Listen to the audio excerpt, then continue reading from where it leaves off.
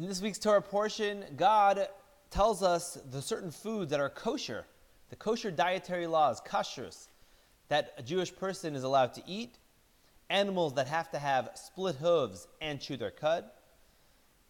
For example, that's why a pig is not kosher, because while it has the split hooves, it does not chew its cud, and it lists some other ones also that have one, not the other.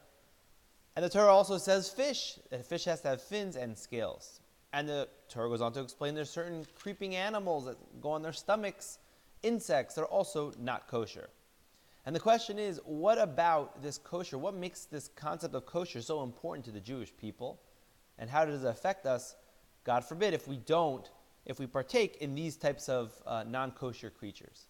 Is that we all know from the physical aspect, our physical bodies, there's certain things that are detrimental to our bodies. Certain poison, you try the poison, it's going to hurt you. Sometimes you look at a poison ivy, it's just a little leaf or plant.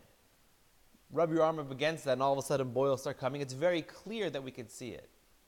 But kosher, when God says that it could nitmeisim, that it can become impure, it could dull us, is that it's something that doesn't necessarily happen the here and now that you would see it.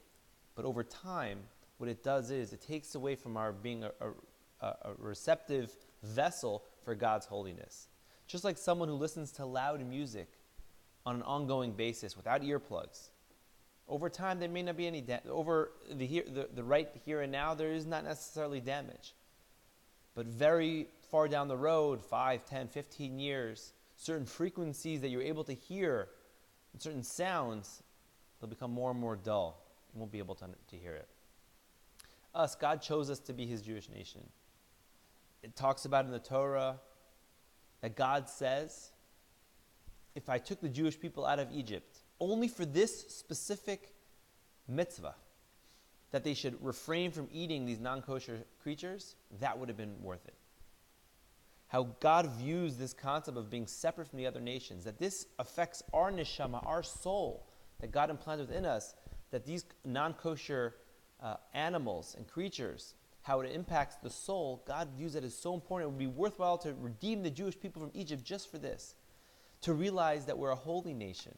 We're separate than the other nations, and therefore, when we participate and partake in creatures that God says are damaging for our soul, it impacts us tremendously amount. And we always, all of us want to have the blessing of God within our lives and be able to have those opportunities to not dull the holiness, and over time to not dull it, but just the opposite, that we want to make ourselves as holy as we can, get the blessings from God and connect Him in all areas of our lives. I'd like to wish everyone a Shabbat Shalom and a wonderful week.